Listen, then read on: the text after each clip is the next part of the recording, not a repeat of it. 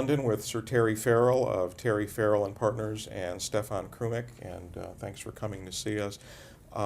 We're sitting in the midst of some incredible building development in London in the last 20 years. All of these new, unusual looking high-rises, and I'm just curious, Sir Terry, what's your reaction to everything that's happened in London in the last 20 years? I think it's been very welcome. The high-rise towers that we have, the Shard, the Gherkin, and the new ones coming up, Canary Wharf, they've had a lot of excitement at every level. School children, young adults, even the older people are beginning to really get excited about the new London. There are still objectors, but I think by and large it's been a positive thing.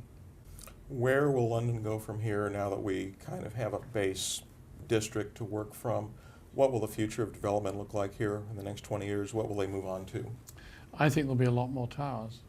Do you think that, Stephan? Or you talked about Munich and yes. and European cities being very conservative. London is not. Yes. I think that's something really refreshing in London, the contrast, the old city fabric and then the new, very modern buildings inserted into the fabric. I think that is something really exciting. And particularly where it reaches certain densities, like City of London, for example, I think it's actually very successful. Personally, I would be concerned about seeing that kind of model spread all over London, because I think it would. There are zones and areas where the character of tall buildings is a positive contributor to the experience in the city, and other zones where maybe you want to keep the lower densities, or maybe not lower densities, but lower building profiles. I mean, actually, the Home Office is an example where Yes. it was kind of reversed, right? There were some towers there, and we did a scheme to provide the same amount of GFA in a low-rise configuration, and I think it actually added to the quality of the city in that district. So having that mix and having the new elements and having some excitement, having the towers, I think is great, but it doesn't necessarily need to happen everywhere in London. Yeah, I think the Home Office is a very good example. That the towers there, built in the late 60s, were intruding into the backdrop of the Houses of Parliament, which is a wonderful group of buildings, and now they've been removed. It's been a great achievement, really. And you talk about an interesting dichotomy between what's English and what's European, and we've discussed high-rises in the European context, and there's some debate as to whether or not there's an English context that's different from that. English and European, are they the same or are they different? Well, some European cities, like Frankfurt, have high buildings. Paris is the most extreme opposite to London. It's put all its high-rise buildings, except the one, outside the peripherique, and as a result, it's made the centre of Paris seem almost museum-like. Whereas to my mind, what London has done, it has done a fairly careful negotiation of where a high-rise can go and where no high-rises go. I think London is more dynamic because of that.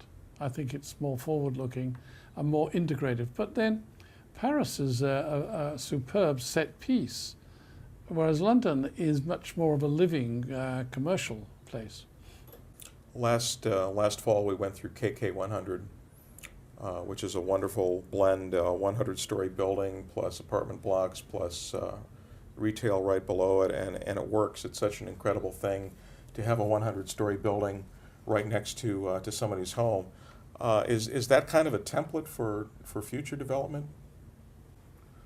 I would like to think so. I think that the integration with transport and creating a level of integration for people at the groundscape in terms of retail or shops or cafes or whatever it is, and also having this opportunity of having an elevated ground level where you can provide spaces for the residents. I think that sort of typology, I think, could find its way even into the European market. I think it hasn't really done it that much yet, right? That layered system. And I think once you introduce that layered system, I think it also makes it actually a bit easier to integrate some of those towers. As we see on KK100, I think it's actually relatively subtle how it integrates into the urban fabric there. So I think that could be explored to a greater degree. But again, it depends very much on the location. In the City of London probably wouldn't work because you rely very much on the network of streets and routes, and the lots are relatively small and they need to be retained like that to create that, to retain that character, right? But the nearest is like the Rockefeller Center has certain parallels KK100 in that there's low rise and high rise, there's an underground retail and so on, and there's public open spaces. But to my mind, only the Shard and above London Bridge is that in London has that three-dimensional complexity. Does the Shard work for you? Is it a good addition? I think we have to wait now for the Shard, for all the area around it to be finished, for the low rise to be finished, and for the station to be radically improved. Then I think the Shard would be. I think it's going to be good, but it's not finished yet. The environment around it's not finished. I don't know enough about the Shard, but is there a master plan around it? Is it actually determined how the buildings will develop around the Shard? Yes, it has been quite a thought through, I believe, British style. Right. It's not full of symmetries and visual organisation, but the station is being completely rethought, totally rethought, which it had to be, and the Shard contributes to that. There is mid and medium rise new office buildings all around it, and there's an improved public realm, a new bus station, retail. There's quite a complex around the base of the Shard, and none of that do you see yet. You just see the Shard. The Shard itself has been an extraordinary thing on the British landscape, because the London landscape, mainly because it's off pitch, it's to one side, and stands out, and I think that's great. Let's talk about some of the work that you're doing in Asia right now. Did you ever think that you would find yourself designing super tall buildings? I think as an architect, you respond to whoever invites you. I never even thought we'd be in Asia. I never thought I would move from Newcastle, my hometown, to London. I never thought my partner would come from Germany. So I don't know. What do you expect? I think it's quite an adventure being an architect. You're available for clients to do what is new and what's innovatory. You don't set out saying, I'm only going to do opera houses, because that would be unrealistic. I think it's really exciting doing tall buildings. And you are being asked to do more because you have at least 2 other super tall projects going in China right now, and I'll just ask you to comment briefly on both of these and tell me where they are and or what stage they're at, and anything that you would care to add. The Zun in Beijing, the Z15 tower at 528 meters, 732 feet. Where are we with that one?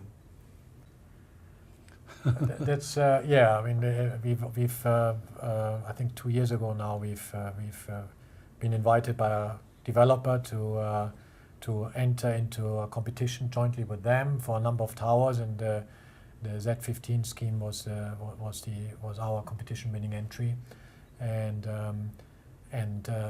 then we've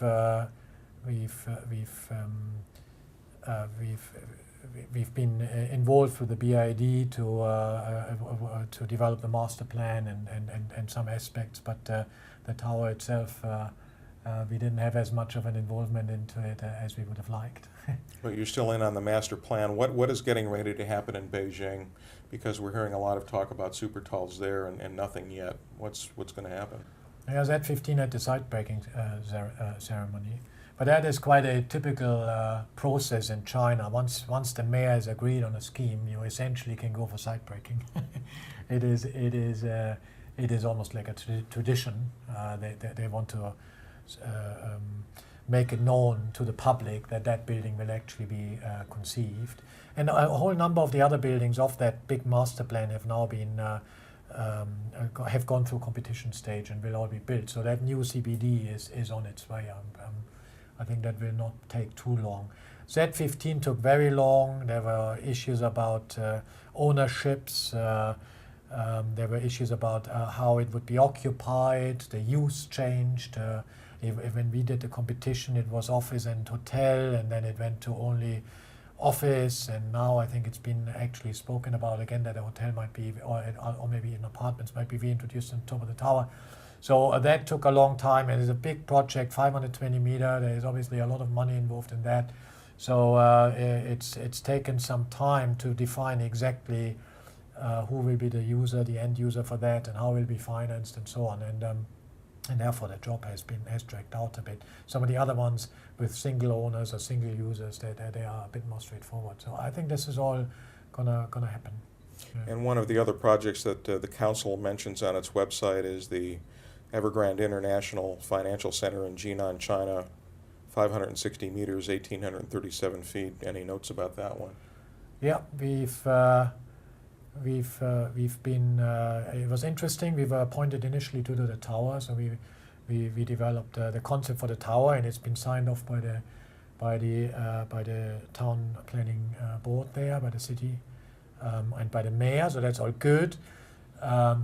The tower is surrounded by a fairly large development, and initially there were some other architects involved and tried to prepare that master plan. The city wasn't satisfied with that, so then after some time they have appointed us to develop that master plan, and we've now been also we have completed that, and it's been again approved by the government and by the mayor, so that's all good, and now we have entered the scheme design stage for the whole development, so that I think the whole development will be built in one go, but the tower will obviously take longer to be completed, and they're planning to go on site by the end of this year. And Sir Terry Farrell and Stephan Krummeck from Terry Farrell and Partners, thanks for coming to see us. Thank you. Thank you, Jeff.